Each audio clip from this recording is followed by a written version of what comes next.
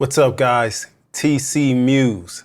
Let's get into some alternative pop, but on the chill tip. Let's get it.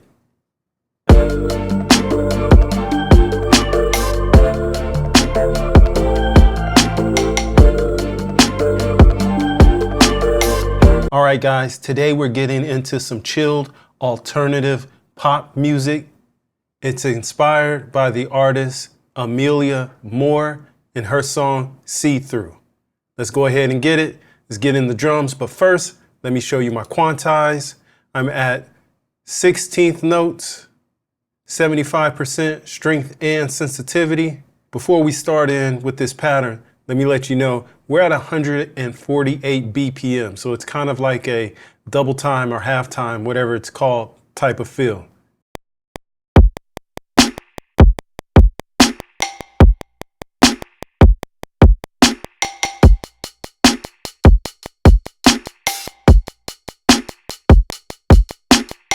Yeah, so for these drums, I'm using Native Instruments Rare Vibrations. I'm using the Cool Out kit. I'm going to use that for the kick and the snare. Let me just show you really quickly how I process these. On this master tab here, what I did was I turned the saturation on and I increased the gain. It's kind of heavily saturated to about 37, pulled it down 1 dB just to keep things at unity gain. Yeah, just wanted to let you know that's how I'm getting these drums to hit just a little bit harder. Let's put in a little percussions using Session Percussionist from Native Instruments. I'm using the Thunder Claps preset. Now for this, I went ahead and shaved off a little bit of the lows.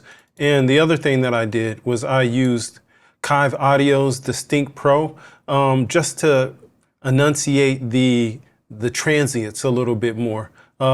After I'm done, I'll show you what I'm talking about. You'll be able to hear it before and after.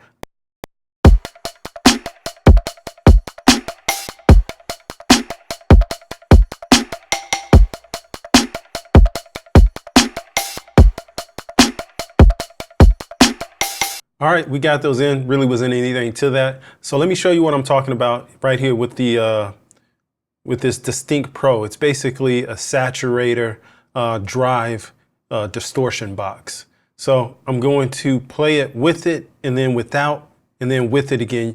Try to just listen to see where the drums, where the percussions are kind of just popping out just a little bit more. Matter of fact, I'm going to play it without and then I'll engage it. You'll be able to hear it.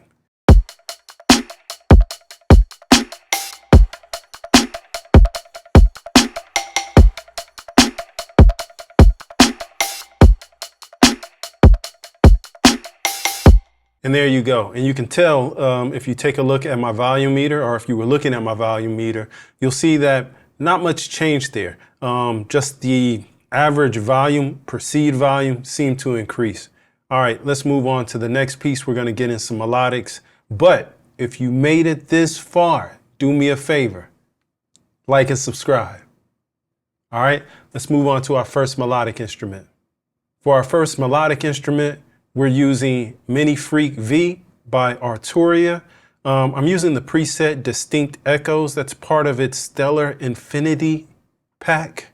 And then just to give it a little bit more presence and body, doing the same or similar trick that I did with the Perks. I'm using Kive Audio's Distinct Pro distortion box, and I'm using the preset Silky Clean. All right. We're also, well, be reminded, you'll see the chords on the screen, but I'm going to explain them in further detail after the demo, so stick around for that. But for now, let's go ahead and get these keys in.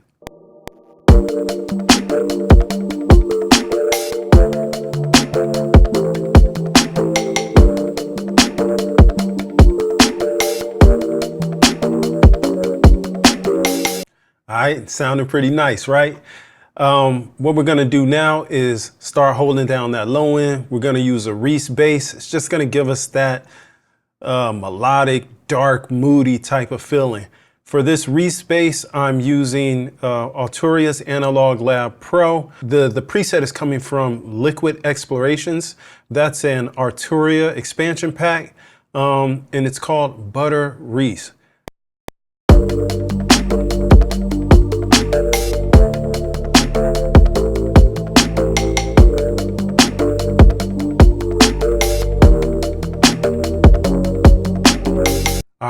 right, that sounds nice. Let's do a little bit of future planning here. I know I want a little bit of variation, so I'm going to use another like sub bass so I can distinguish a verse and a chorus section. So I'm going to mute what we currently have with the Reese bass, and I'm going to put in a sub bass. So we have Analog Lab Pro.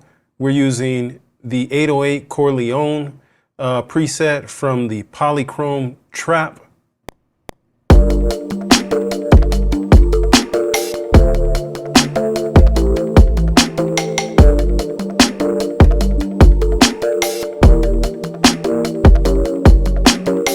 All right, next up, we're gonna put in some bells, but we're gonna affect it a little bit just so it kind of gives that little warped, dreamy type of vibe.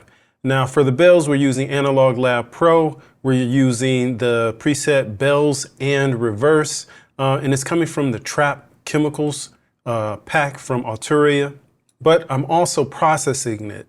I'm just, here we go. Taking off a little bit of the top, you know, bells can be bright, so I want to, you know, mellow them out a little bit. And then I'm using Baby Audio's Transit, this vocal camera shake preset. Got the macro knob all the way at 100%. And what this does is it just kind of mellows it out even further and just gives it a slightly trippy vibe. Not trippy, but just echoey.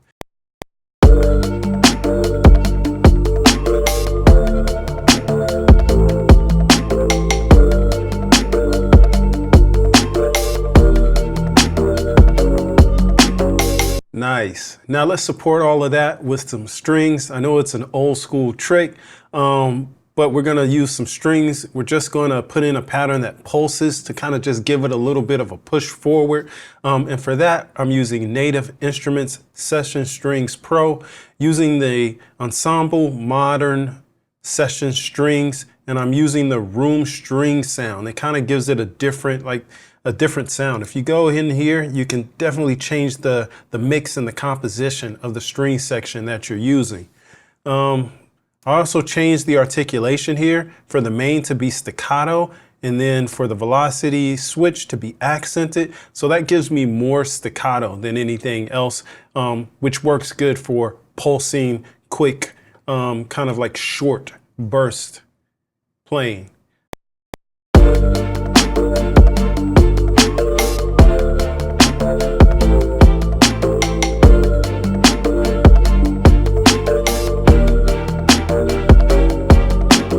All right, we got that in nicely. I got a little flub here. As you see, I'm transitioning, kind of caught this note there. Just delete it out. All right, last but not least, we're gonna flip over to Pigments and put in a lead sound. We're using Pigment 6 here, this preset called Bendy Chords. And like I said, it's from Pigment 6, and it's a soft lead. So we're just gonna sprinkle that over the top. Then we'll be done, sequence it out. But let's go ahead and get this part in first.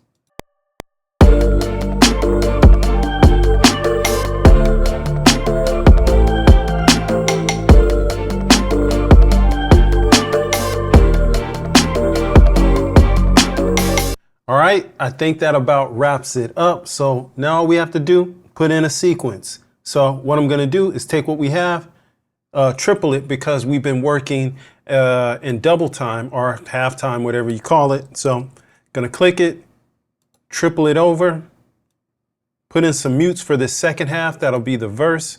And then put in something for the intro. Give me a second.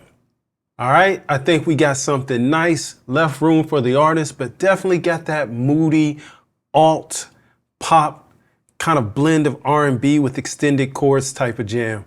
Anyway, I appreciate you guys hanging out. As always, stay up, and also be reminded that I'm gonna explain the chords after the demo, so stick around from that.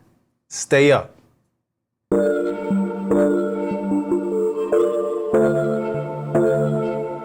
TCM.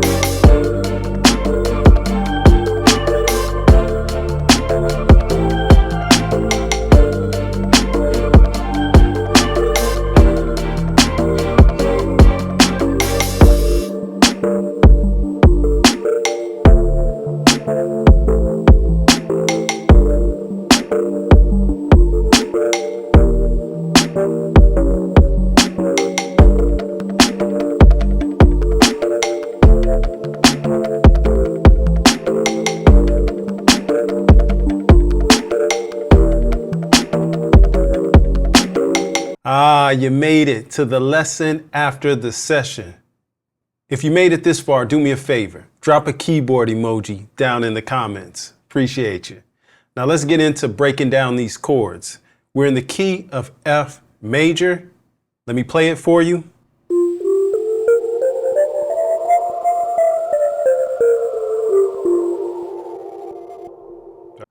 Let me go ahead, throw up the chords that we're going to be using, and we'll just walk you through them right quick. Oh, also I have the Roman numerals at the top and down the side with the corresponding chords, so you know which chords correspond with which Roman numeral. All right, let's get it.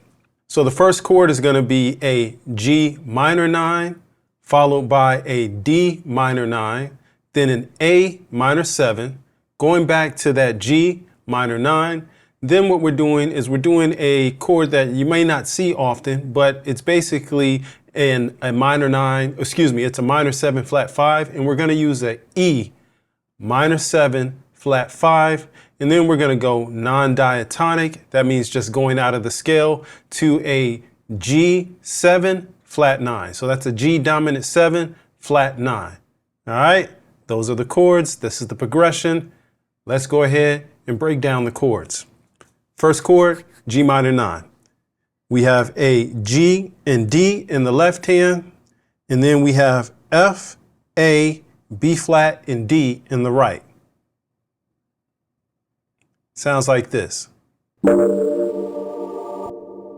Then we're going to a D minor 9. So we'll have a D and A in the left hand, and then we'll have F, A, C, E in the right, and it sounds like this. Up next is an A minor 7, and that's spelled with an E and then an A in the right hand, excuse me, in the left hand. And then we're doing E, G, A, C, E, G, A, C in the right. So it looks like this. That's just for demonstration so you can see it. I usually play it with my ring finger and my thumb in the left hand, ring finger and thumb in the left hand. All right. Then we go back to that G minor 9. Then from there we do the E minor 7 flat 5, which is going to be an E in the bass, a B flat, and then what we have after that is a E, G, B flat, D, E, G, B flat, D in the right hand. Looks like this. Sounds like this. And then from there we go to a G dominant 7 flat 9. So that's spelled with a, excuse me, not a G, G flat dominant 7 flat 9. So that's a G flat, a D flat, E, G, B flat, and D. So we're just moving our pinky from that last position that we're in. We're moving our pinky down to the D flat. So it sounds like this, which adds the tension that nicely brings us back to that G minor 9. Those are the chords. Let's play it 2 times around. Just so you can hear how it sounds. Like, again, I'm not just playing the chord straight. Here's just a bit of info.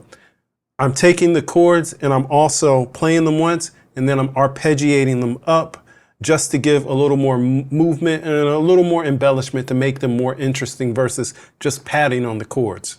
All right, let's hear it twice around and we'll get out of here.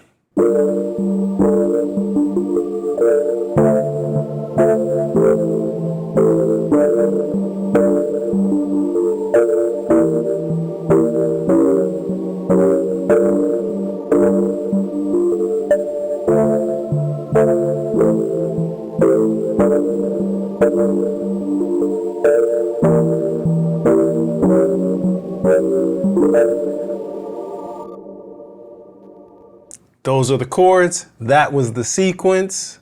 Appreciate you guys stopping by for the lesson after the session.